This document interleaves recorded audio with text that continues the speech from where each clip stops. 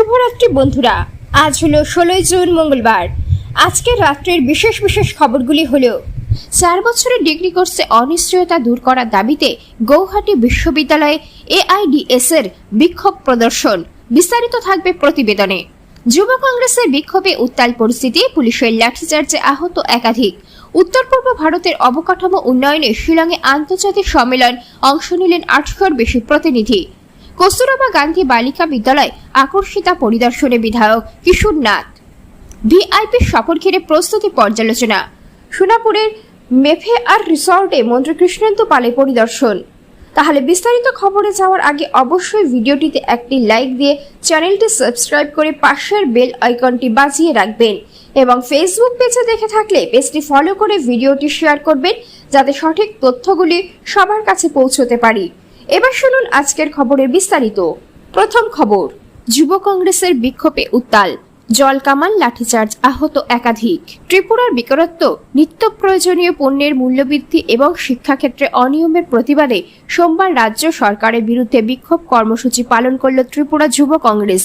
রাজধানী আগরতলায় অনুষ্ঠিত এই বিক্ষোভকে কেন্দ্র করে উত্তেজনা সৃষ্টি হয়। অভিযোগ, বিক্ষোভকারীদের ছত্রভঙ্গ করতে পুলিশ জল কামান ও লাঠিচার্জ করে। এর ফলে কয়েকজন আন্দোলনকারী আহত হন। পরিস্থিতি নিয়ন্ত্রণে আনতে ত্রিপুরা পুলিশ যুব কংগ্রেসের একাধিক নেতা কর্মীদেরকেও আটক করে। এছাড়া পুলিশের অভিযানের সময় কংগ্রেসের এক কর্মীর চোখে গুরুতর আঘাত লাগে বলেও দাবি করা হয়েছে। বিক্ষোভ কর্মসূচিতে উপস্থিত ছিলেন ত্রিপুরা যুব কংগ্রেসের সভাপতি নীলকমল সাহা। বলেন, চলতি বছরের নিট পরীক্ষায় অংশগ্রহণকারী প্রায় 22 লক্ষ পরীক্ষার্থী বিভিন্ন অনিয়ম ও দুর্যোগের শিকার হয়েছে। সেই ঘটনার প্রতিবাদেই বিজেপি সরকারের বিরুদ্ধে আন্দোলনের ডাক দেওয়া হয়েছে। অপরদিকে উত্তর পূর্ব ভারতের অবকাঠামো উন্নয়নের শিলংয়ে আন্তর্জাতিক সম্মেলন, অংশ নিলেন 800-এরও বেশি প্রতিনিধি। উত্তর পূর্ব ভারতের অবকাঠামোগত উন্নয়ন, বিনিয়োগ বৃদ্ধি এবং আঞ্চলিক অর্থনৈতিক একীকরণকে সামনে রেখে সোমবার শিলংয়ে শুরু হয়েছে 2 দিন ব্যাপী north east India infrastructure submit and exhibition 2026। সরকার, শিল্প, বিনিয়োগ ও অবকাঠামো খাতের 800-এর বেশি প্রতিনিধি এই সম্মেলনে অংশ নিয়ে অঞ্চলের উন্নয়নের নতুন দিগন্ত উন্মোচনের প্রত্যাশা ব্যক্ত করেন। সম্মেলনে দেশ বিদেশের নীতি নির্ধারক, বিনিয়োগকারী, সরকারি সংস্থা, প্রযুক্তি প্রতিষ্ঠান, স্টার্টআপ এবং অবকাঠামো নির্মাতারা একত্রিত হয়ে উত্তর পূর্বাঞ্চলে অবকাঠামো নির্ভর অর্থনৈতিক প্রবৃদ্ধির সম্ভাবনা ও রূপরেখা নিয়ে আলোচনা করেন। অনুষ্ঠানে উচ্চ পর্যায়ের অধিবেশন, সিও রাউন্ড টেবিল, বিনিয়োগ সংক্রান্ত আলোচনা, বিজনেস টু গভর্নমেন্ট বৈঠক এবং বহু খাত ভিত্তিক প্রদর্শনীর আয়োজন করা হয়। উদ্বোধনী অধিবেশনে মেঘালয়ের মুখ্য সচিব ডক্টর শাকিল পি আহমেদ শিল্প মহলকে উত্তর পূর্ব ভারতের উন্নয়ন যাত্রা সক্রিয় ভূমিকা পালনের আহ্বান জানান। তিনি বলেন, বিদ্যমান অবকাঠামো ও বিপুল সম্ভাবনাকে কাজে লাগিয়ে বিচক্ষণ বিনিয়োগের মাধ্যমে এই অঞ্চলকে সমৃদ্ধি ও টেকসই উন্নয়নের কেন্দ্র হিসাবে গড়ে তোলা সম্ভব। অপরদিকে কস্তুরবা গান্ধী বালিকা বিদ্যালয়ে আকস্মিক পরিদর্শনে কিশোর নাথ। দীর্ঘদিন ধরে ওঠা বিভিন্ন অভিযোগের পরিপ্রেক্ষিতে সোমবার তাপংস্থিত কস্তুরবা গান্ধী বালিকা বিদ্যালয়ে আকস্মিক পরিদর্শনে যান বিধায়ক কিশোর নাথ। বিদ্যালয়ের সামগ্রিক পরিস্থিতি সরেজমিনে খতিয়ে দেখে তিনি শিক্ষার্থী, শিক্ষক, শিক্ষিকা এবং কর্মীদের সঙ্গে কথা বলেন।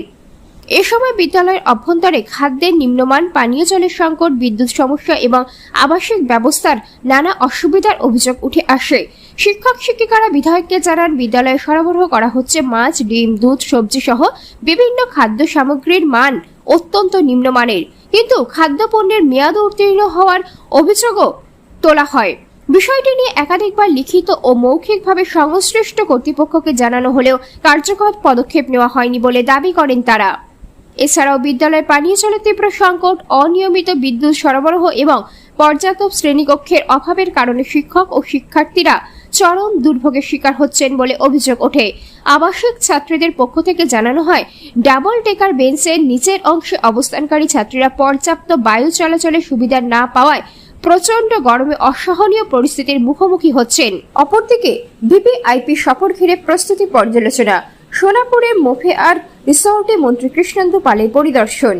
আগামী জুলাই মাসের প্রথম সপ্তাহে রাজ্যে একাধিক ভিভিআইপি ও কেন্দ্রীয় সরকারের শীর্ষ পর্যায়ের প্রতিনিধিদের সম্ভাব্য সফরকে সামনে রেখে প্রশাসনিক প্রস্তুতি জোরদার করেছে অসম সরকার।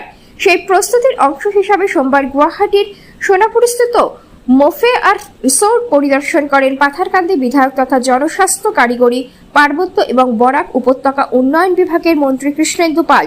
পরিদর্শনকালে তিনি একটি গুরুত্বপূর্ণ পর্যালোচনা বৈঠকে অংশ নেন। বৈঠকে বিভিন্ন দপ্তরে ঊর্ধ্বতন প্রশাসনিক কর্মকর্তা, পুলিশ ও নিরাপত্তা সংস্থার প্রতিনিধিরা, প্রোটোকল বিভাগের কর্মকর্তারা এবং ভেন্যু পরিচালনার সঙ্গে যুক্ত দায়িত্বপ্রাপ্ত ব্যক্তিরা উপস্থিত ছিলেন। রাজ্যের মুখ্যমন্ত্রী হিমন্ত বিশ্ব শর্মার নির্দেশে আয়োজিত এই পরিদর্শনের মূল উদ্দেশ্য ছিল সম্ভাব্য ভিভিআইপি সফর উপলক্ষে গৃহীত প্রস্তুতির অগ্রগতি সরেজমিনে পর্যালোচনা করা এবং সংশ্লিষ্ট দপ্তরগুলির মধ্যে সমন্বয় আরও সুদৃঢ় করা।